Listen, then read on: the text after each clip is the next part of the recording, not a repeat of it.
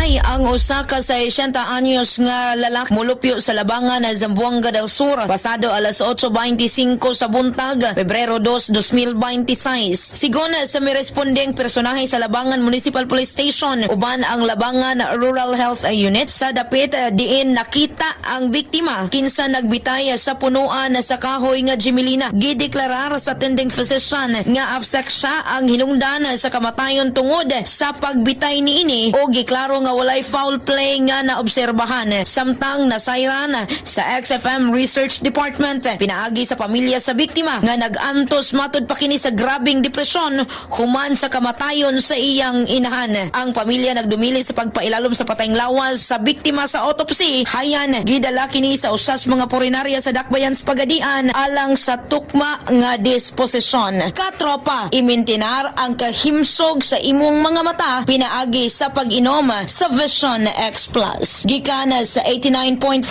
XFM Pagadian City alang sa naghiusang Pilipino para sa Pilipinas. Katropang Joan Cordero, Guok X FM News.